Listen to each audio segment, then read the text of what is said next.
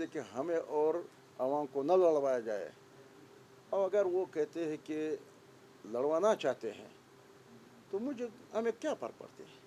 ہمیں تو ویسے ہمارے نصیب میں یہ ہو کہ ہم اسی جمہوریت کی حمایت میں، اسی جمہوریت کے حوالے سے ہمارے علماء کو شہید ہو رہا ہے، ہمارے قائدین کو شہید کیا گیا ہے، ہمارے قائد پہ 5-6 حملے، ہر حملے میں 20-15-16، ادھر کوئٹہ میں تم لوگوں نے دیکھا کہ ہوا، چرسدہ میں ہوا، دوسری مردان میں ہوا، 4-5 اس طرح حملے ہوئے کہ اس ہر حملے میں 15-20 نوجوان اور کارکن شہید ہو چکے.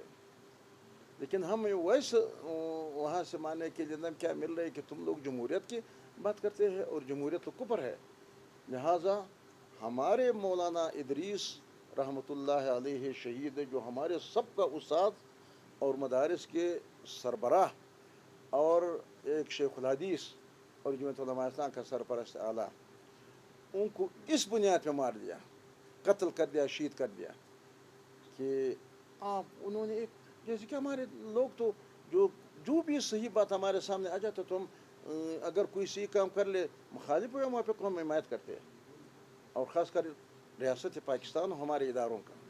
تو انہوں نے ایک بات تقریر میں کی کہ فیلڈ مارشل نے جو وہاں امریکہ اور اس کے درمیان جو صلح کروایا، اور اس سے پاکستان کے مقام بلند ہو گیا، پاکستان کے اعزاز پورا دنیا میں مل گیا، اور پاکستان کو فخر، پاکستانیوں کو سر فخر سے بلند ہو گیا. تو اس پہ وہاں تم لوگ دیکھ رہے تھے ایک مہینے پورا سوشل میڈیا پہ ان کو دھمکیاں مل رہی تھی، ان پہ یہ جو بھی دنیا کے دھمکیاں تھیں ان کو دے رہے تھے، لیکن ایک مہینے کے بعد ان کو شہید کیا گیا. تو میں سمجھتا ہوں شہید، جب ہر ایک شہید، جب شہید کو شہید تو ہم نے کب دیکھا، لیکن اس شہید پہ یہ حق بنتا تھا کہ چلو واسع ہو، کامران مرتضیٰ ہو، مولانا فضل الرحمان ہو، جو بھی ہو، لیکن شیخ ادریس تو یہ حق بنتا تھا کہ فیلڈ مارشل آپ کی تعریف کر رہے تھے تو کیا آپ ان کے جنازے میں حاضر ہو گئے؟ آپ نے ان کو کوئی احترام دے دیا؟ آپ نے ان کے کوئی فاتحہ کے 2 الفاظ دے دیا؟ آپ نے کوئی عزت ان کو دے دیا؟ اور خاص آپ ہی کے نام پہ ذاتی طور پہ آپ کی تعریف انہوں نے کی. لہٰذا میں گزارش کرتا ہوں کہ ان لوگوں کو منہ بند کروایا جائے. اور اگر آپ لوگ اس پہ ہے کہ ان کو غدار، جمعیت علماء اسلام کو غدار قرار دینے کے لیے، اور یہ لوگ آپ لوگوں نے ان کے پیچھے چھوڑ دیا ہوا ہے، تو ٹھیک ہے، ہمارا بس تو یہی چلتا تھا. ہم یہی دنیا کے کہہ سکتے کہ ہم نے نوجوانوں کو ان تمام مسلح تنظیموں سے منہا کر کے اپنے مدرسوں میں، اپنے لوگوں میں، اپنے قومی دائرے میں ہم نے بہت تکلیفوں کے ساتھ، اپنے سر کے سودا کے ساتھ ہم نے اپنے آئین سے وابستہ کر رکھا، ہم نے اپنے نظام سے وابستہ کر رکھا، ہم نے اپنے پاکستان اور پاکستانی سے وابستہ کر رکھا. لیکن اگر آپ سب ان کو ناراض کرنا چاہتے ہیں، اگر آپ سمجھتے ہیں کہ میں بڑے کروڑوں نوجوان ہو، بڑے کروڑوں مسلمان ہو، بڑے کروڑوں پختون، بلوچ ہو، پنجابی ہو، سراکی ہو، سندھی ہو، لیکن میں جب تک ان لوگوں کے ذریعے مولانا فضل الرحمان کو غدار نہیں قرار دیا ہو تو اس وقت لیکن میں سمجھتا ہوں کہ مولانا خدا کے لیے پاکستان کے ساتھ زیادتی نہ کرو. یہ پاکستان کے ساتھ غداری ہے کہ جب ان نوجوانوں کو، ان عوام کو آپ ناراض کر دیتے ہیں تو پتہ نہیں یہ لوگ پھر ہمارے ہاتھ سے جب نکل جاتے ہیں، ہم پھر بھی اسی طرح پاکستان کے وفادار رہیں گے. ہم پھر بھی اسی طرح آپ کے اس مظالم کو، جیسے کہ الیکشن کے ذریعے سے یا دوسرے ذریعے سے یا مدارس کے حوالے سے جو آپ ہمارے اوپر ظلم کرتے ہیں، لیکن ہم سہتے رہیں گے اور اس نظام کے ساتھ چلیں گے. اسی طرح فتوے ہمارے اوپر لگیں گے. لیکن پھر خدا نخواستہ یہ نوجوان اور یہ جمعیت علماء اسلام سے محبت رکھنے والے لوگ اگر ناراض ہو گئے تو اس کے نتائج پھر آپ سوچ لیں، میں نہیں بتاؤں، آپ لوگ سوچ لیں یہ پاکستان کی وفاداری ہے، یہ پاکستان کے ساتھ زیادتی وفاداری ہے. لہٰذا اس بنیاد پہ ہم ان حالات میں اپنے نوجوانوں کے، اپنے لوگوں کے لیے، اپنے عوام کے لیے سنبھلنا بھی ہمارے فرض و ذمہ داری ہے.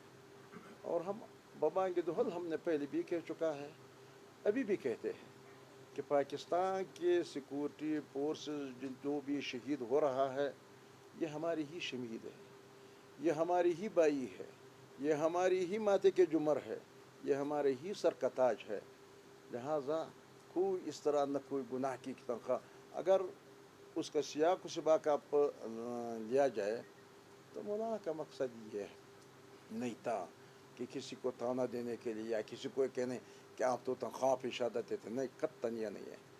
مولانا کا یہ ثابت اور سارے جو جملے اکٹھا کر کے یہ ثابت کرنا چاہ رہا تھا کہ جب آپ لوگوں کو لشکر کے لیے کہیں گے کہ عام لوگوں کو کہتے ہیں کہ آؤ کمانڈر صاحب آپ کو 50 بندے دیں گے، آپ کو بندوق دے دیں گے، آپ کو پیسے دے دیں گے، آپ 100 بندے لاؤ، آپ یہ غیر تربیت یافتہ لوگ ہیں. یہ نہ کوئی بندوق کی مہارت رکھتے ہیں، نہ اس کے کوئی غریب تھے. اس پہ کس کے غریب تھے جب یہ لوگ اگر میدان میں اتر گئے، بندوق ان کے ہاتھ میں آ گیا. جیسے کہ پہلے ہم لوگوں نے یہ غلطی کی، ہماری ریاست نے یہ غلطی کی، سالاساس یہ غلطی کی کہ ہم غیر قانونی لوگوں کو ہم نے بندوق پکڑوا کر کے اسلحہ ان کے ہاتھ میں دے دیا. اب یہ ہمارے گلے میں پڑ گئے. اب پہلے ہمارے محبوب تھے، ہمارے لیے پیارے تھے کہ ہم نے ان کے لیے خدمات کرتے تھے، یہ طالبان وغیرہ، یہ ہم اب کہتے ہیں کہ یہ خوارج اب ہو گیا. اس وقت تو اچھے طالبان کے نام سے پکارے جاتے تھے یا کسی اور نام سے پکارے جاتے تھے، جو بھی ہو. تو کیا یہ لشکر کل پھر یہی ریاست کے گلے میں نہیں پڑ جائے گی؟ کیا یہ لشکر جب بن جاتے ہیں غیر تربیت یافتہ تو کیا یہ نقصان نہیں اٹھائیں گے؟ کیا یہ غیر تربیت یافتہ لشکر جب آپ ان کے بندوق ان کو پکڑوا دیا تو اپنے درمیان میں دشمنیوں کے سبب نہیں بن جائے گی؟ اور جو سال تک وہ دشمنیاں چلیں گے. لہٰذا اس بات کو ثابت کرنے کے لیے انہوں نے جب تنخواہ کا ذکر ہو گیا، تنخواہ کا نہ بلکہ اس پہ ریاست کا تو بہت زیادہ فنڈ اس لیے خرچ کرتے ہیں کہ ان کے تربیت، ان کے بندوق، ان کے کارتوس، ان کے بختر بند، ان کے پلانا، ان کے ٹریننگ، وہ کمانڈوز بنانا، یہ سب چیزیں اس میں شامل ہے. تو یہ کون سا گناہ ہے کہ میں کہتا ہوں کہ تربیت یافتہ اور غیر تربیت یافتہ؟ لہٰذا خواہ مخواہ اگر ان لوگوں کو انہوں نے چھوڑ دیا ہوا ہے، ان کو کہے کہ وطن کے دشمن تم ہے، غدار تم ہے. اور آج بھی ہم کہتے ہیں کہ جو لوگ یہ جو مسلم لیگ کے ہو، جو ان حالات کے ہر وقت کو بینیفیشری ہوتا ہے، اور یہ دوسرے مجبور لوگ، سب کو ہم کہتے ہیں کہ مولانا سے معافی کے بجائے کہ آپ کہتے ہیں کہ مولانا معافی مانگے، تم معافی مانگو کہ تم اس ملک کے لیے جتنی بھی دشمنی کرتے ہیں، اور پھر آگے جا کر کے ان کو کنٹرول کرنا یہ عوام ہے. عوام جب آپ کے ساتھ نہ ہو تو پھر آپ کیا کرتے ہیں؟ اور یہ کہتے کہ مولانا کے بیان انڈیا میں چل رہا ہے اور انڈیا ان کے، تو کیا یہ انڈیا بھی یہ بھی نہیں چلاتے ہیں؟ جب آج آپ یہ فطرت ہندوستان کہتے ہیں تو یہ آپ کے لوگ ان کے ہاتھ میں آ گیا. یہ تو ہندوستان نے تو اپنے لوگ ادھر نہیں بھیجا ہے. تو یہ پھر جب آپ ان کو ناراض کر کے اپنے مد مقابل کڑا کر دیا اور آپ اپنے آپ کو وفادار کہے تو آپ نے کب وفاداری کی ہے؟ اور جب آپ ان کے وفادار بن جاتے ہیں تو آپ سے کیا ہو سکتے ہیں؟ تو آپ کچھ بھی نہیں کر سکتے. اور آپ پتنی پھر یا وہ پہلے جو ہندوستان کا جو وزیر اعظم تھا، وہ کیا نام تھا وہ جو انہوں نے ادھر لاہور پہ بلایا، واجپئی. تو پھر جب ایک وقت آپ کے ہاتھ لگ جائے گے تو پھر آپ واجپئی کے ہوں گے، پھر آپ ان کے نہیں ہوں گے. لہٰذا اس حوالے سے جمعیت علماء اسلام بہت سنجیدگی سے، بہت طریقے سے بار بار ہم سے یہ باتیں نہ کہلوائی جائے، نہ ہم سے یہ سرٹیفکیٹ کہ آپ ہمارے لیے سرٹیفکیٹ کہ ہم یہ حل کر لیں وہ حل کر لیں. ہم پاکستان کے ساتھ تھے، بلکہ پاکستان کے نہیں، پاکستان ہم نے حاصل کیے ہیں. یعنی تو مطلب یہ ہے کہ کسی اور نے حاصل کر لیا. یہ شیخ الہند کے پیروکاروں نے حاصل کی ہے، یہ علماء نے حاصل کیے ہیں. اور 1857 سے لے کر آخری تک کروڑوں علماء نے پھانسی پہ لٹکائے گئے. پھر حاصل انگریز یہاں اس سرزمین سے نکلنے کے بعد پاکستان حاصل کرنے میں، تو ہم نے پاکستان کے بقا اور سالمیت کے لیے سب سے پہلا کردار ہم نے ادا کیا. کبھی جمعیت علماء اسلام نے اس ملک کی سربرداری نہیں کی. اگر ایبٹ آباد اسکینڈل आया है तो भी इन्हीं लोगों के वजह से ही जरदारी और नवाज शरीफ वगैरह से, ये उलमा के हाथ से नहीं आए।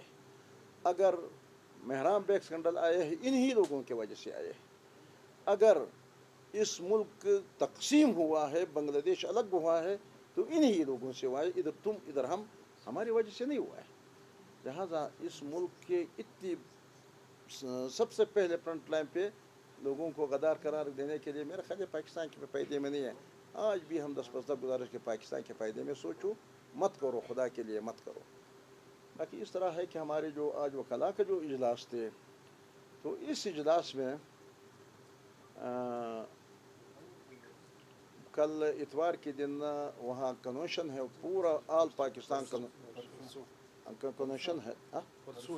परसों इतवार के दिन तो वो कन्वेंशन के हवाले से हमने आज वकला साहिबान ने तैयारी की, लेकिन मस्जिद कन्वेंशन के हवाले से कि क्या तरतीब है, क्या तरीक़ाकार है, और ये कामरान साहब और मलक खलील साहब, बल्कि मैं कामरान साहब से गुजारिश कर, क्योंकि ये आल पाकिस्तान कन्वेंशन है, वो आपको हाल हवाल दे देते कि इस पर वो कन्वेंशन का क्या तरीक़ाकार है।